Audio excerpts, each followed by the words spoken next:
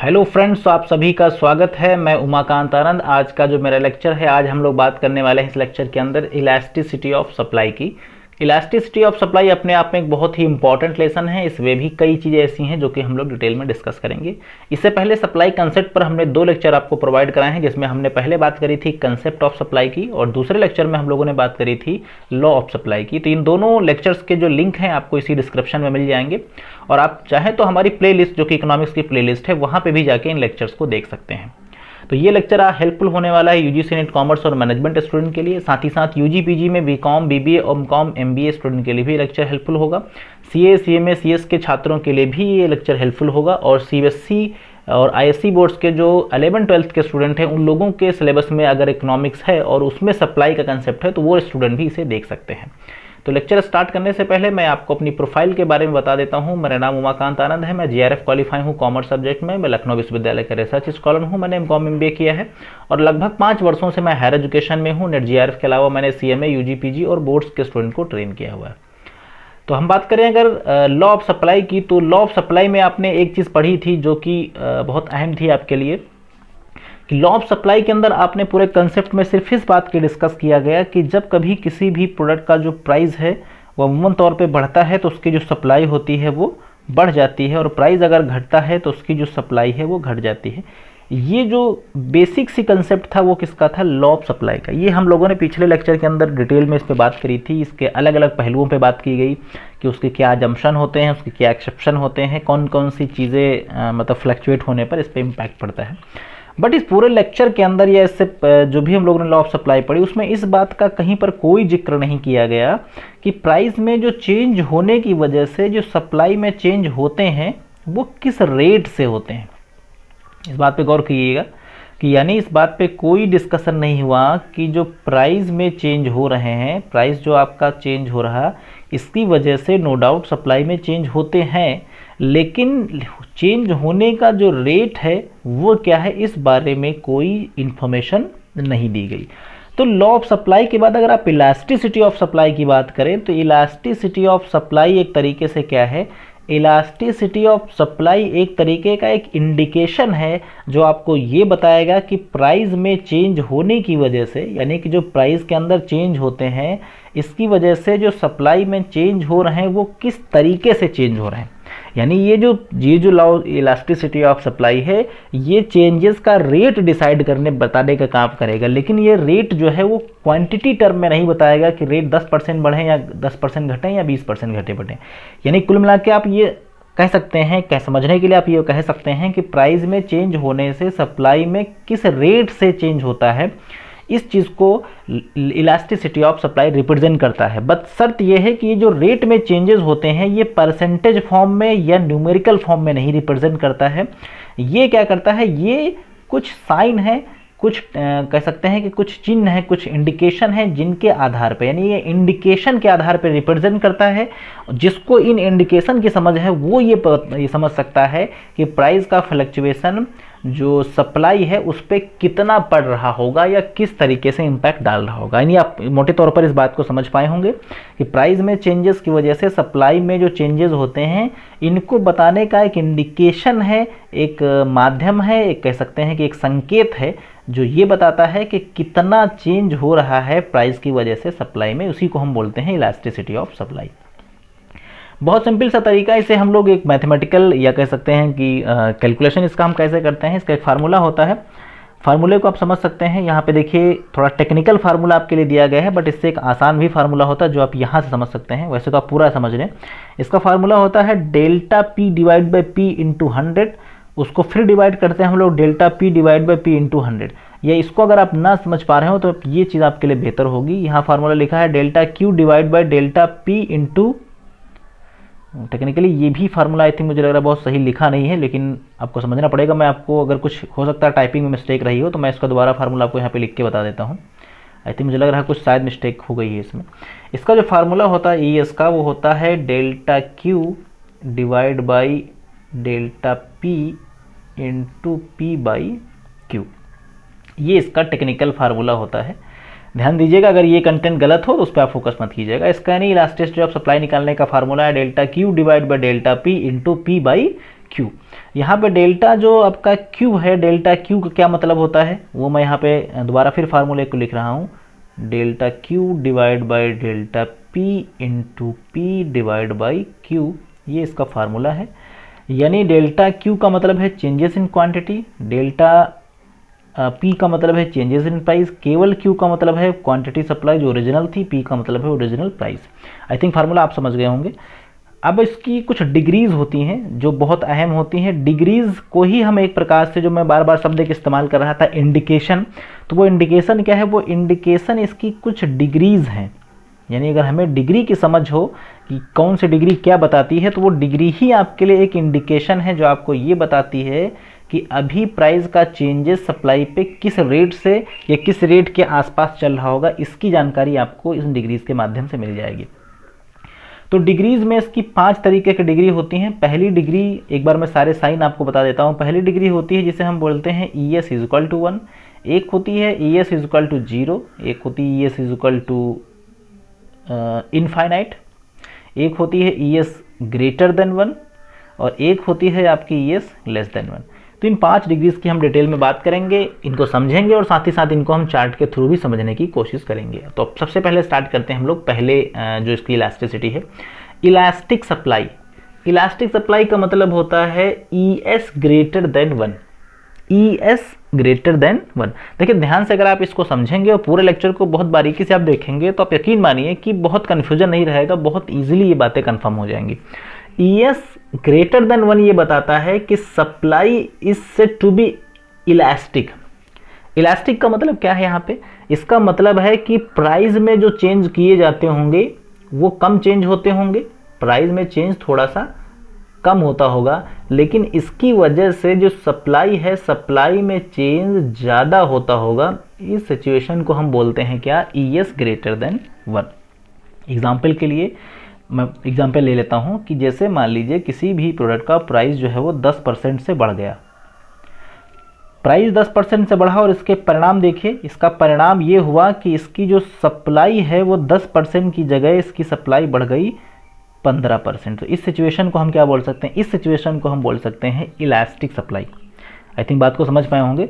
यानी elastic supply एक ऐसी सिचुएशन जहां पर प्राइस में जो चेंजेस होते हैं वो फ्यू चेंजेस होते हैं या कह सकते हैं लेस चेंजेस होते हैं, but as a resultant supply में मोर चेंजेस होते हैं। इसको हम बोलते हैं इलास्टिक सप्लाई।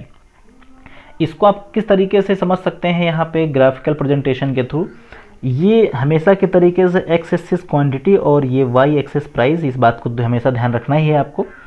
अब यहाँ पे अगर आप देखें तो ये इसकी पहली सिचुएशन थी, यानी ये इसका ओरिजिन पॉइंट था। ओरिजिन का मतलब ये कह सकते हैं कि ये शुरुआती पॉइंट था जहाँ पे सीन ये प्राइस और ये क्वांटिटी ये पहले थी। प्राइस में देखा जाए थोड़ा सा चेंज हुआ, P से P1 बारीकी सा चेंज हुआ, लेकिन उसका रिजल्ट की क्वांटिटी उसकी ज़्यादा चेंज हो गई। क्वांटिटी इसकी देखो Q से Q1 के बीच में कितना बड़ा गैप है, ये उसकी ज़्यादा चेंज हो गई। तो ये जो सप्लाई कर्व है आपका कुछ इस शेप में बन के देखिए तैयार हो रहा है। तो इसको हम बोलते हैं क्या, इसी को हम लोग बोलेंगे इलास्टिक सप्लाई। आई थिंक ये पूरा कंसेप्ट आप समझ पाए होंगे।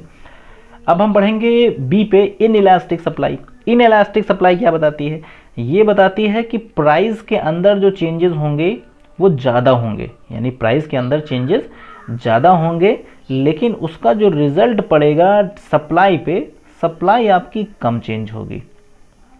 एग्जाम्पल के लिए मान लो कि प्राइस में चेंज हो गया आपका 15% आपका प्राइस बढ़ गया, लेकिन सप्लाई 15 की जगह पे केवल 8% या कह सकते हैं 10% ही बढ़ी तो है, बट लेकिन प्राइस से कम बढ़ी, उसे हम बोलेंगे इन इलास्टिक सप्लाई। अब इन इलास्टिक को समझने के लिए आप कर्व के सहारा ले सकते हैं। तो ये उस तरीके से इसकी स्टार्टिंग पॉइंट थी, यानी जो ये वाला पॉइंट इसका मेन था। फिर क्या हुआ कि इसका प्राइस देखो ज़्यादा बढ़ाया, यहाँ से यहाँ बढ़ा, लेकिन सप्लाई बहुत मामूली सी, थोड़ी सी सप्लाई इसकी बिल्कुल बढ़ी। तो इस केस में इसका जो सप्लाई कर्व जा रहा है वो इस शेप में जा रहा है। तो इसे हम लोग क्या बोलेंगे, ये से बोलेंगे हम लोग in elastic supply. I think इसको भी आप समझ पाए होंगे। अब हम नेक्स्ट बढ़ेंगे कंसेप्ट की तरफ। ये है आपका यूनिट इलास्टिक सप्लाई। से यूनिट को हम लोग कुछ चैप्टर्स में कुछ जगह पे से यूनिटरी भी कह सकते हैं। तो यूनिटरी इलास्टिक सप्लाई क्या है, यूनिटरी इलास्टिक सप्लाई समझना आपके लिए ज़्यादा आसान है। इसके अंदर क्या होता है कि प्राइस में जितना चेंज होगा सेम उतना ही चेंज सप्लाई में होगा, बराबर बिल्कुल। यानी कि supply same changes in price and same changes in supply. बहुत सिंपल सी बात है कि जितना प्राइस सप्लाई में, लगभग उतना, या यूँ कह सकते हूबहू उतना प्राइस में चेंजेस के बराबर सप्लाई के अंदर चेंजेस होंगे। इसको ग्राफिकली आप समझ सकते हैं। ये था आपका P और ये Q। देखो जितना प्राइस बढ़ा सप्लाई भी उतना ही बढ़ा, तो इसे हम क्या बोलेंगे, इसे बोलेंगे हम लोग यूनिटरी इलास्टिक सप्लाई। तो ये इस केस में आपका जो कर्व होगा ये ओरिजिन पॉइंट से जाएगा। मज़े की बात ये है कि इसमें जो कर्व निकलेगा आपका वो कहाँ से निकलेगा, ओरिजिन, यानी कि जो आपका वो 0 पॉइंट होगा वहाँ से आपका इसका कर्व निकलेगा। बट बाकी अदर केसेस में अगर आपने गौर किया होगा तो ओरिजिन पे भैया कभी नहीं आएगा। यहाँ पे भी आप देख सकते हैं और इससे पहले वाले में भी आप देख सकते हैं कि ओरिजिन तो इसका वो है लेकिन उधर नहीं, ये कहीं और भी भटकता रहेगा कर्व। सिर्फ ओरिजिन से कब आएगा, यूनिटरी इलास्टिक के केस में। तो पूछा जा सकता है आपसे एमसीक्यू में क्वेश्चन कि वो कौन सी सिचुएशन होती है जहाँ पर इलास्टिसिटी सप्लाई के अंदर, जहाँ पे आपका सप्लाई कर्व ओरिजिन पॉइंट से निकलता है। तो तुरंत सब आप समझ जाएंगे कि वो कौन सी सिचुएशन यूनिटरी इलास्टिक होती है। अब बढ़ेंगे हम लोग किस पे, परफेक्टली इलास्टिक सप्लाई।